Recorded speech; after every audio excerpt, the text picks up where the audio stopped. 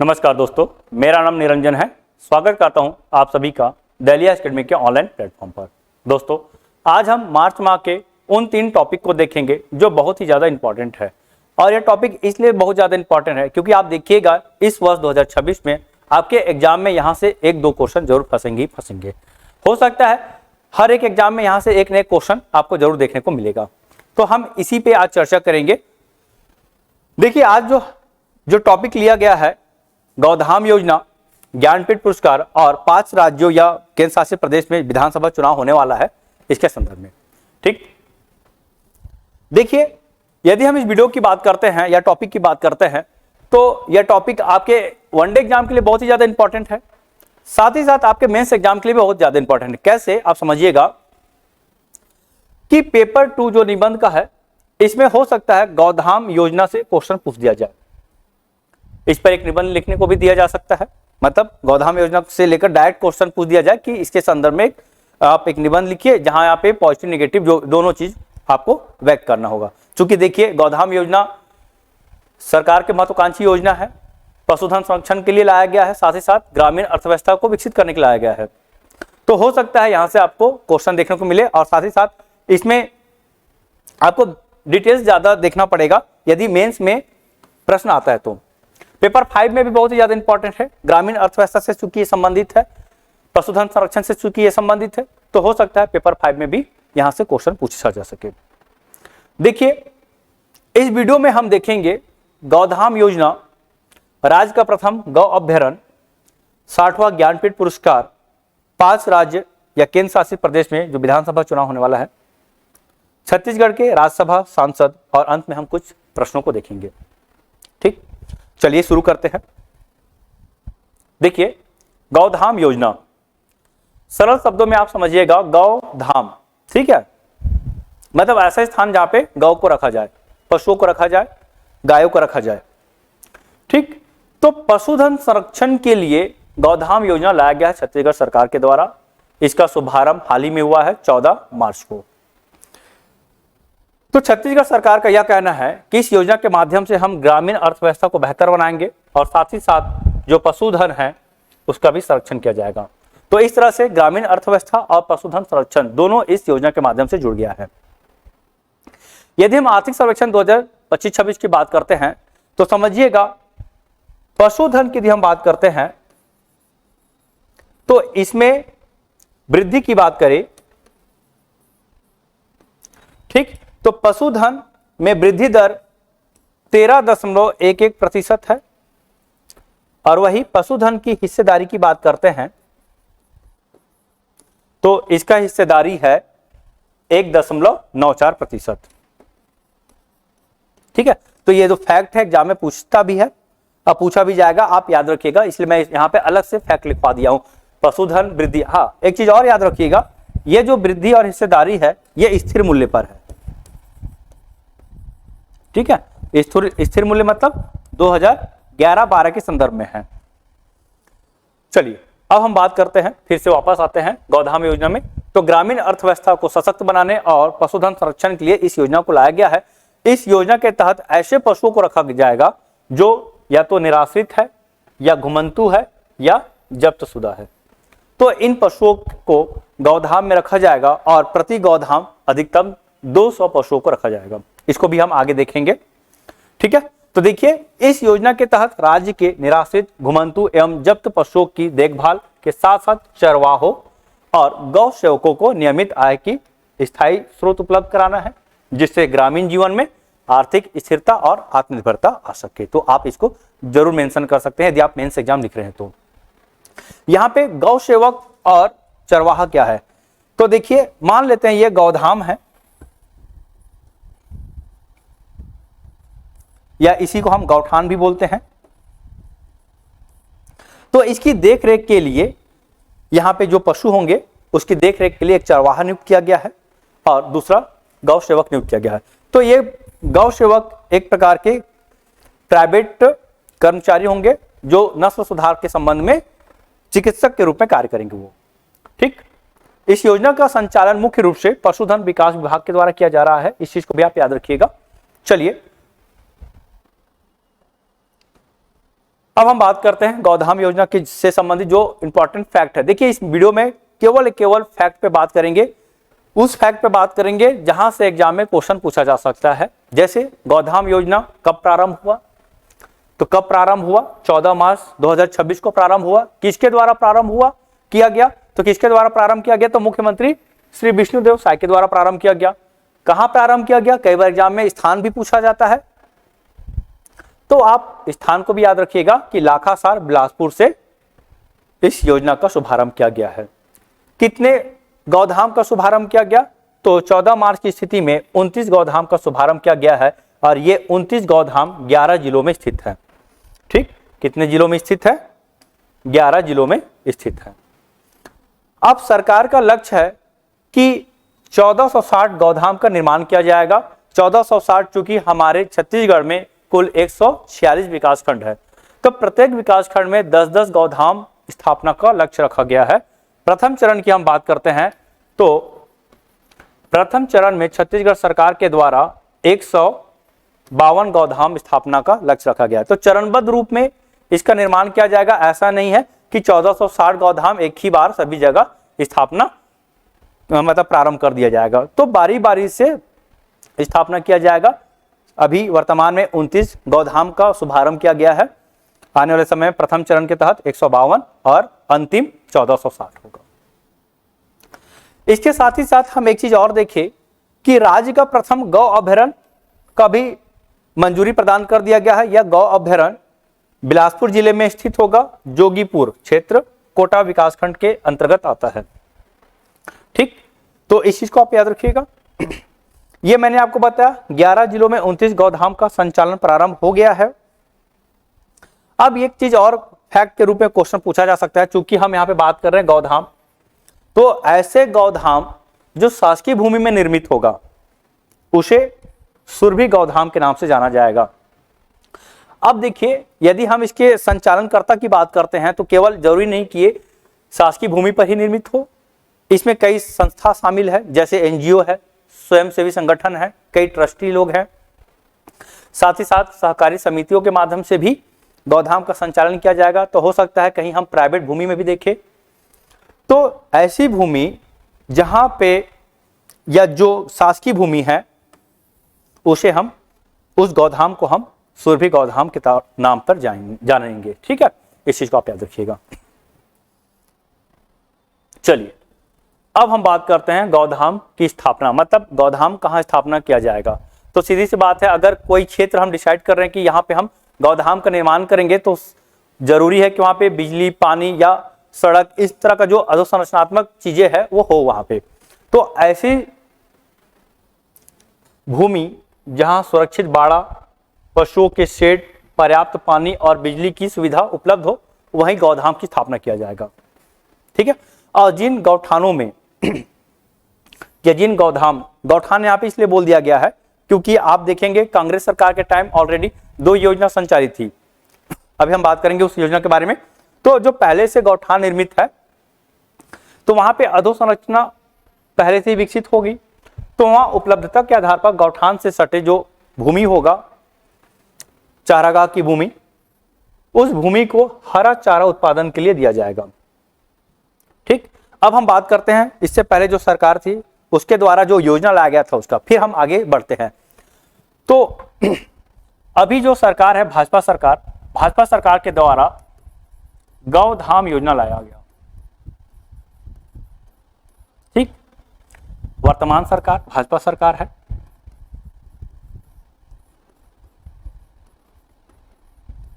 इससे पहले हम बात करते हैं कांग्रेस सरकार की। तो कांग्रेस सरकार के द्वारा 2 योजना लाया गया था। पहला योजना था नरवा, गरवा, घुरवा और बारी।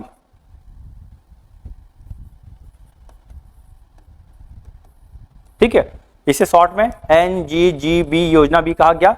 यह योजना 2019 में प्रारंभ हुआ था, शुभारंभ हुआ था। इसके साथ ही साथ यदि हम दूसरा योजना की बात करते हैं तो दूसरा योजना है गौठान योजना। इसे ही गोधन न्याय योजना भी कहा गया। ठीक, तो गोधन न्याय योजना या नरवा गरवा घुरवा और बारी योजना की हम बात करते हैं तो इस योजना के तहत पशुधन का ही संरक्षण किया गया था।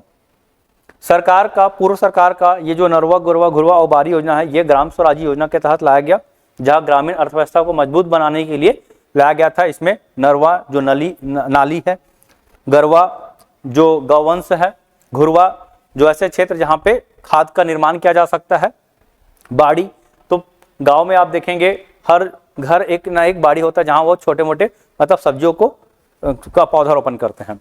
तो ग्रामीण अर्थव्यवस्था को सशक्त बनाने के लिए इस योजना को पूर्व सरकार के द्वारा लाया गया था। वर्तमान में जब सरकार आई, भाजपा सरकार आई, तो इन दोनों योजना को बंद कर दिया गया। अब इन दोनों योजना को बंद कर दिया गया। अब बंद करने के बाद हम वर्तमान में गौधाम योजना को देख रहे हैं। ठीक है, तो ये आप समझ गए होंगे पृष्ठभूमि को। तो पहले से कई गौठान निर्मित है, उस गौठान को अब गौधाम योजना के तहत रखा जा रहा है। तो यहीं पे बात किया गया है जहां पहले से गौठान निर्मित है और वहां पे यदि कोई भूमि है चारागाह की, तो वहां पे हरा चारा उत्पादन के लिए उस भूमि को दिया जाएगा। क्योंकि गोधन न्याय योजना में 2 रुपये प्रति किलो के दर पे गोबर खरीदी की जाती थी, इस योजना के तहत गोबर खरीदी का प्रावधान नहीं किया गया है। अगर एग्जाम में क्वेश्चन पूछा जाता है कूट के माध्यम से, तो आप इस चीज को ध्यान रखिएगा। हो सकता है मन में याद है कि हाँ गोबर खरीदी हो सकता है, तो नहीं, गोबर खरीदी नहीं होगा, इस चीज को आप याद रखिएगा। गोबर का उपयोग चरवाहा स्वयं करेगा, वो अपने निजी तौर पे उसको उपयोग कर सकता है। तो गौधाम में नर पशुओं का प्रबंधन होगा। ठीक, नर पशुओं का प्रबंधन होगा और जो मादा पशु है उसके नस्ल सुधार से संबंधित कार्य किया जाएगा।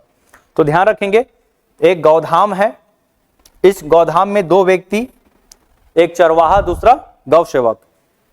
अधिकतम इस गौधाम में 200 पशुओं को रखा जाएगा और इन पशुओं से जो भी चीजें प्राप्त होगी, जैसे हम बात करते हैं गोबर या गौमूत्र, तो गोबर और गौमूत्र का उपयोग करके केचुआ खाद, कीट नियंत्रक, गौकाश, गेनोइल, दिया, दत्तमंजन, अगरबत्ती इत्यादि बनाया जाएगा। ठीक है, और गौधाम एक प्रकार का प्रशिक्षण केंद्र के रूप में भी उभरेगा आने वाले समय में, जहां इन चीजों का निर्माण किया जाएगा, उत्पादन किया जाएगा, इससे संबंधित प्रशिक्षण दिया जाएगा। ठीक है, तो ये कुछ इंपॉर्टेंट फैक्ट है गौधाम से संबंधित, आप इसको बिल्कुल भूलिएगा मत, याद रखिएगा। ठीक, अब हम बात करते हैं गौधाम योजना का क्या उद्देश्य है या इससे क्या लाभ हमको मिलने वाला है। तो पहला, पशुधन संरक्षण किया जाएगा। पशुधन संरक्षण की हम बात करते हैं तो यहाँ पे उन पशुओं का, किस प्रकार के पशु है, तो 3 याद रखिएगा। पहला घुमंतु, दूसरा निराश्रित या जब्त। ये 3 शब्द को याद रखिएगा, निराश्रित, घुमंतु, जब्त पशु। तो इन पशुओं का क्या किया जाएगा, वैज्ञानिक पद्धति से संरक्षण किया जाएगा, संवर्धन किया जाएगा। गौ उत्पादों को बढ़ावा दिया जाएगा, जहां हम देखते हैं कि गौमूत्र या गोबर का उपयोग किया जाएगा, वहां से खाद या कीटनाशक या और अन्य उत्पाद का निर्माण किया जाएगा। चारा विकास कार्यक्रम को प्रोत्साहित करना इस योजना का लक्ष्य है। गौधाम को प्रशिक्षण केंद्र के रूप में विकसित किया जाएगा, जहां गौ संबंधित उत्पाद का निर्माण किया जाएगा, जिससे ग्रामीणों को रोजगार उपलब्ध होगा। तो यह भी एक उद्देश्य ही है। फसलों के नुकसान और दुर्घटनाओं में पशु एवं जन हानि से बचाव सुनिश्चित करना। आपको पता होगा कि ऐसे कई आवारा पशु है, घुमंतु पशु है, निराश्रित पशु है, आप देखेंगे कि रोड में चले जाते हैं। ठीक है, तो उससे क्या होता है, दुर्घटना होने की संभावना होता है। या कई बार आप न्यूज में देखे होंगे कि किसी ट्रैक्टर के माध्यम से या किसी ट्रक के माध्यम से कई पशुओं को कुचल दिया गया, चाहे वो अज्ञातवश हो या जैसा भी हो। ठीक है, तो इस प्रकार का एक्सीडेंट या दुर्घटना होने की संभावना होता है। तो दुर्घटना केवल पशुओं के लिए नहीं है, मानव के लिए भी है। तो इन्हीं चीजों से बचाव के लिए इस योजना को लाया गया है और जितने घुमंतु, जब्तशुदा या फिर आवारा पशु है, निराश्रित पशु है, उन सबको संरक्षण प्रदान किया जाएगा। ठीक, अब हम बात करते हैं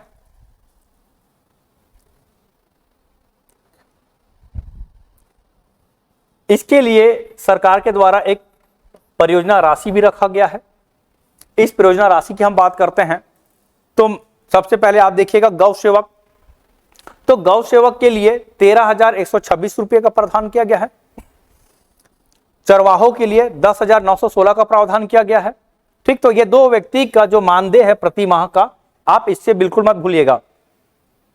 ठीक है, अब हम बात करते हैं कि जो गौधाम है उसके अधोसंरचनात्मक निर्माण के लिए 5 लाख रुपए का प्रावधान किया गया है, और जो गौधाम है उससे संबंधित जो चारागाह का निर्माण किया जाएगा उसके लिए 47,000 से 2,85,000 रुपए तक का प्रावधान किया गया है।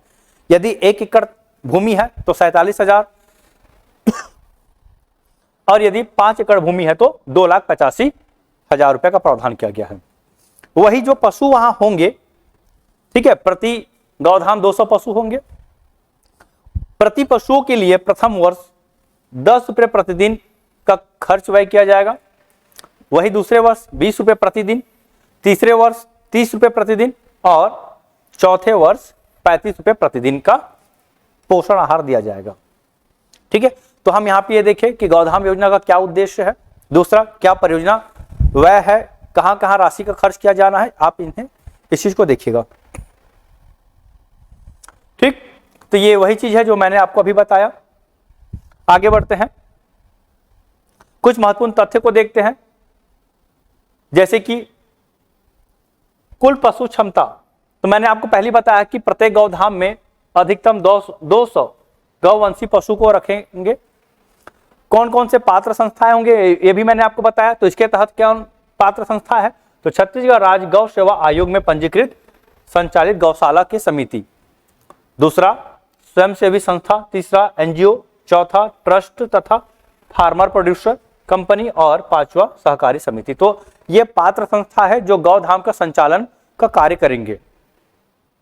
ठीक है, 2 व्यक्तियों को रखा गया है, एक चरवाहा, दूसरा गौ सेवक। गौ सेवक मैंने बताया एक प्राइवेट चिकित्सक के तौर पे यहाँ पे कार्य करेंगे। इन्हें प्राइवेट कृत्रिम गर्भाधान कार्यकर्ता माना गया है। ठीक है, यदि हम गौधाम की स्थापना की बात करते हैं तो देखिए, छत्तीसगढ़ राज्य गौ सेवा आयोग नियम 2005 से गठित जिला स्तरीय समिति एवं विकास स्तरीय समिति द्वारा स्थापित गौधाम का क्रियान्वयन, नियंत्रण, अनुश्रवण एवं अनुशीलन किया जाएगा। तो इनका जो देख रेख है, जो नियम संबंधी कार्य है, उस कार्य छत्तीसगढ़ राज्य गौ सेवा आयोग नियम 2005 के तहत ही किया जाएगा। इस नियम को बिल्कुल मत भूलिएगा, इसे भी आप याद रखिएगा।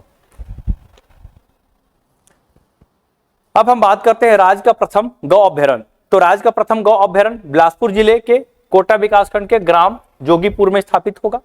इसके लिए छत्तीसगढ़ सरकार के द्वारा कुल 184 एकड़ क्षेत्र का चयनित किया गया है। यदि हम बात करते हैं, योजना के तहत प्रथम चरण में 1,32,00,000 रुपए की स्वीकृति प्रदान की गई है, और इस गौ अभ्यारण्य में लगभग 2500 गौवंश को रखा जाएगा, जहां उसका संरक्षण या देखभाल होगा। तो ये प्रमुख चीज है गौधाम योजना की हम बात करते हैं। तो देखिए, गौधाम योजना केवल पशुधन संरक्षण के लिए नहीं लाया गया है। इससे हम और बात करते हैं तो केवल पशुधन संरक्षण ही नहीं, इसके द्वारा पर्यावरण संरक्षण हो, ग्रामीण अर्थव्यवस्था को विकसित करना हो, रोजगार सृजन करना हो, तो इन सब चीजों को हम गौधाम योजना के तहत देखते हैं। आगे बढ़ते हैं, अब हम बात करते हैं 60वां ज्ञानपीठ पुरस्कार के बारे में। 60वां ज्ञानपीठ पुरस्कार बहुत ही इंपॉर्टेंट है, एग्जाम में पुरस्कार से एक क्वेश्चन पूछा ही जाता है।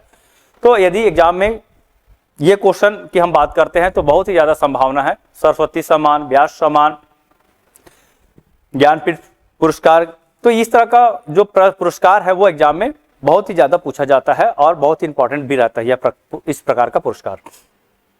देखिए, तो 60वां ज्ञानपीठ पुरस्कार आप क्रम को जरूर याद रखिएगा। 60वां है, 2025 का पुरस्कार है।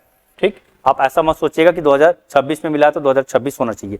ठीक है, तो 2025 का पुरस्कार है, किसे प्रदान किया गया है, तो आर वैरामुथु को प्रदान किया गया है। आप यहाँ पे देख सकते हैं आर वैरामुथु को।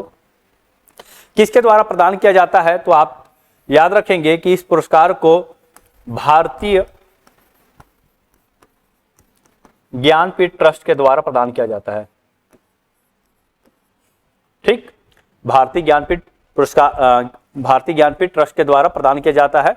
इससे पहले ज्ञानपीठ पुरस्कार की बात करते हैं तो विनोद कुमार शुक्ल को मिला था 2024 का ज्ञानपीठ पुरस्कार। विनोद कुमार शुक्ल हमारे छत्तीसगढ़ से ही संबंधित है और ये हिंदी के 12वें लेखक है। ठीक है, जिसे यह पुरस्कार प्रदान किया गया है। इससे पहले का पुरस्कार की हम बात करते हैं, 58वां ज्ञानपीठ पुरस्कार 2023 में प्रदान किया गया। किसे प्रदान किया गया, तो जगत गुरु रामभद्राचार्य जी और गुलजार। ठीक है, तो ये फैक्ट है, याद रखिएगा। ज्यादातर आप इसको भी याद रखिए, यहां से क्वेश्चन पूछा जा सकता है क्योंकि ये हमारे छत्तीसगढ़ से संबंधित है। अब हम बात करते हैं आर वैरामुथु की, तो देखेंगे आर वैरामुथु तमिल गीतकार और लेखक है। और तमिल की हम बात करते हैं तो ये तीसरे क्रम के लेखक है जिन्हें यह पुरस्कार प्रदान किया गया है। इससे पहले तमिल लेखक अकिलन को 1975 में और जयकांतन को 2002 में इस पुरस्कार से पुरस्कृत किया गया है। यदि हम आर वैरामुथु की बात करते हैं तो आर वैरामुथु को इसके उपन्यास कलिकट्टू इतिहासम के लिए भी साहित्य अकादमी पुरस्कार 2003 में प्रदान किया गया है। ठीक, तो इन्हें ज्ञानपीठ पुरस्कार, साहित्य अकादमी पुरस्कार, दोनों पुरस्कार से सम्मानित किया जा चुका है, आप याद रखेंगे। और कलिकट्टू इतिहासम, इस उपन्यास को याद रखेंगे, हो सकता है कई बार एग्जाम में पूछ दिया जाए कि यह उपन्यास किनका है। ठीक, चलिए अब हम बात करते हैं ज्ञानपीठ पुरस्कार के बारे में। तो मैंने आपको बताया कि ज्ञानपीठ पुरस्कार प्रति वर्ष भारतीय ज्ञानपीठ ट्रस्ट के द्वारा प्रदान किया जाता है। पुरस्कार में 11 लाख रुपए, एक प्रशस्ति पत्र और वाग्देवी की प्रतिमा दी जाती है। यह पुरस्कार केवल भारतीय नागरिकों को दिया जाता है और यह पुरस्कार मरणोपरांत के लिए नहीं है। तो ऐसे लेखक जो जीवित है उन्हें यह पुरस्कार प्रदान किया जाता है। किस भाषा के लिए दिया जाता है तो ध्यान रखेंगे 22 भाषाओं के साथ साथ एक अंग्रेजी भाषा है, तो टोटल 23 भाषाओं के लिए इस पुरस्कार को प्रदान किया जाता है। प्रथम पुरस्कार की हम बात करते हैं तो 1965 में प्रदान किया गया था। किसे प्रदान किया गया तो मलयालम लेखक GS कुरुप को प्रदान किया गया। यदि हम इसकी स्थापना की बात करते हैं तो इसका स्थापना 1961 में होता है, लेकिन पहली बार पुरस्कार 1965 में प्रदान किया जाता है। किसे तो मलयालम लेखक GS कुरुप को। इसके बाद हम बात करते हैं पहली महिला जिसे ज्ञानपीठ पुरस्कार से सम्मानित किया गया है, तो आशा पूर्णा देवी को उनके बांग्ला साहित्य लेखन के लिए दिया गया है। कब दिया गया तो 1976 में दिया गया। और वही हम अंग्रेजी भाषा की बात करें तो 2018 में अमिताभ घोष को प्रदान किया गया है। तो ये कुछ फैक्ट है ज्ञानपीठ पुरस्कार से संबंधित, आप इसे याद रखिएगा। चलिए आगे बढ़ते हैं। अब हम बात करते हैं 5 राज्यों में या केंद्र शासित प्रदेश में विधानसभा चुनाव होने वाला है। तो किन किन जगहों पे विधानसभा चुनाव होने वाला है तो पश्चिम बंगाल, तमिलनाडु, केरल, असम और केंद्र शासित प्रदेश पुडुचेरी। तो इन 5 क्षेत्रों में, राज्य या केंद्र शासित प्रदेशों में विधानसभा चुनाव होने वाला है। इसकी घोषणा चुनाव आयोग के द्वारा किया गया है। कब किया गया तो 15 मार्च 2026 को किया गया। और जैसे ही घोषणा किया गया और यहीं से हम क्या देखते हैं आचार संहिता भी लागू हो जाता है। तो जैसे ही किसी राज्य में विधानसभा चुनाव होना रहता है तो जिस समय घोषणा होता है, घोषणा के साथ ही साथ आचार संहिता लागू हो जाता है। और यह आचार संहिता की हम बात करते हैं तो परिणाम के बाद ही खत्म होती है। वर्तमान में मुख्य चुनाव आयुक्त की हम बात करें तो ज्ञानेश कुमार है। ज्ञानेश कुमार में अभी हाल ही में महाभियोग का प्रस्ताव लाया गया है। इस चीज को भी आप याद रखेंगे। महाभियोग कौन सा अनुच्छेद में लाया जा सकता है, किस अनुच्छेद के तहत लाया जा सकता है, आप इस सब जो संवैधानिक फैक्ट है आप उसे याद रखिएगा।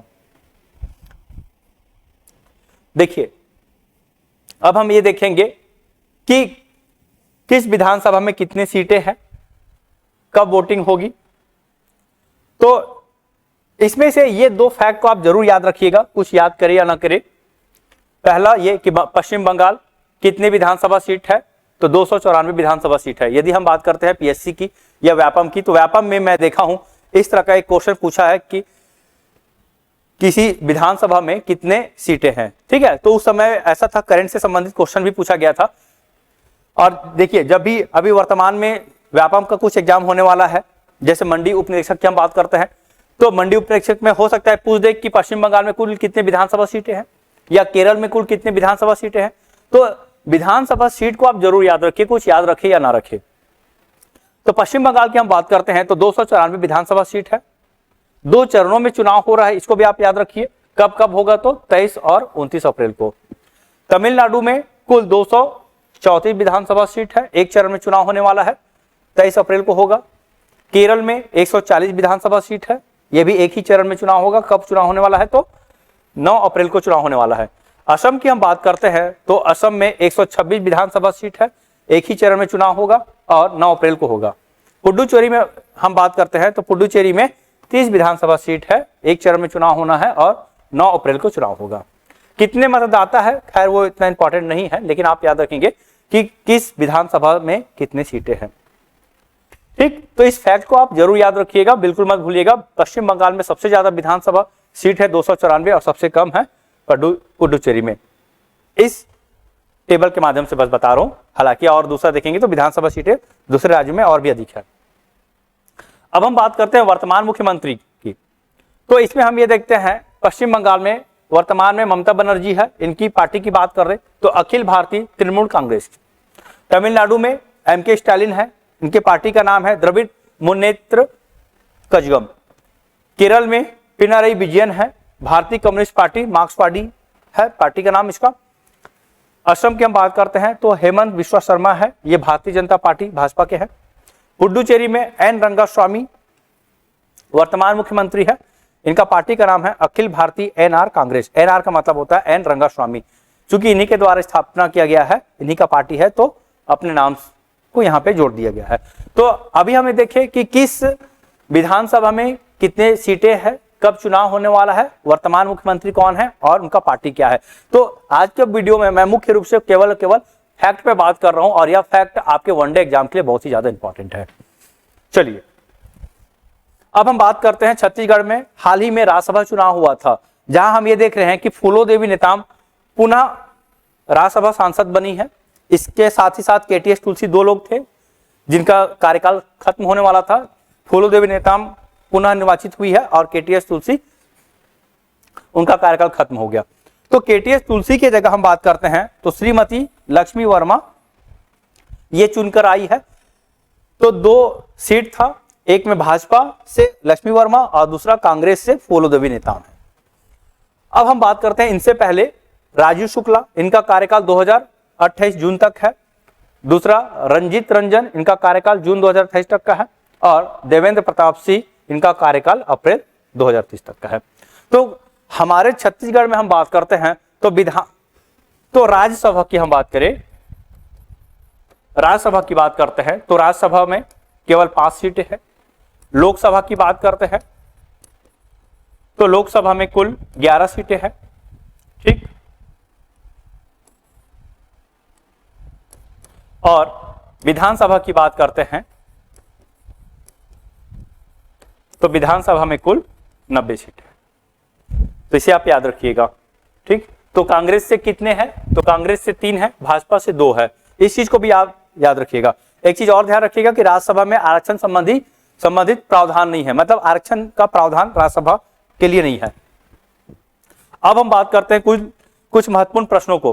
तो आप जानते होंगे कि अंत में मैं कुछ प्रश्न लेकर आता हूं, यह प्रश्न आपके एग्जाम से संबंधित होता है और साथ ही साथ इस प्रश्न के माध्यम से हम ये देखते हैं कि हमारा तैयारी अच्छे से हुआ है कि नहीं हुआ है। ठीक है, तो देखिए पहला प्रश्न है 60वां ज्ञानपीठ पुरस्कार 2025 किसे प्रदान किया गया। आप मुझे कमेंट के माध्यम से इसका उत्तर दीजिएगा और मुझे अच्छा लगेगा यदि आप यहां तक पहुंच गया है तो कमेंट्स के माध्यम से उत्तर दे। ठीक, तो इसका उत्तर आप बताइएगा। दूसरा प्रश्न है पश्चिम बंगाल विधानसभा में कुल कितने सीटें हैं। तो पश्चिम बंगाल विधानसभा में कुल कितने सीटें हैं, इसका भी उत्तर आप दीजिएगा। और एक और क्वेश्चन है राज्य सरकार द्वारा पूरे प्रदेश में कुल कितने गौधाम विकसित करने का लक्ष्य रखा गया है। ठीक, तो ये 3 प्रश्न, चूंकि मैंने यहाँ पे 3 मुख्य रूप से टॉपिक लेकर आया और इन तीनों टॉपिक से एक एक प्रश्न आपके लिए है। ठीक है, तो दोस्तों छोटा सा प्रयास था कि आपका एग्जाम और बेहतर कैसे बनाया जा सके, क्योंकि हमारा मकसद ये रहता है कि आपका एग्जाम में जो करंट अफेयर से संबंधित जो क्वेश्चन है वो बहुत ही आसानी से बन जाए। अब इसीलिए मैं हर सप्ताह कुछ ना कुछ वीडियो लेकर आता हूं, साथ ही साथ एमसीक्यू भी करवाता हूं। आप एमसीक्यू जरूर देखिएगा। प्री के टाइम मैं एक 7 वीडियो के माध्यम से एक सीरीज लेकर आया था, मैराथन सीरीज, आप उसको भी देखिएगा। यदि आप मंडी उप निरीक्षक की तैयारी कर रहे हैं तो उस वीडियो को आप जरूर देखिए। ठीक है, पूरा वीडियो को देखिएगा, आपका जो करंट अफेयर से संबंधित जो रिवीजन होगा वो बहुत ही अच्छे तरीके से हो जाएगा। तो वहां पे मैं जनवरी तक का रखा हूं प्रश्न को और फरवरी और मार्च और आगे जो भी होगा तो वहां तक का भी एक सेशन भी लेकर आऊंगा प्रश्न के माध्यम से। ठीक है दोस्तों, तो वीडियो आपको कैसा लगा कमेंट करके जरूर बताइएगा। मिलते हैं एक वीडियो के साथ, तब तक के लिए धन्यवाद।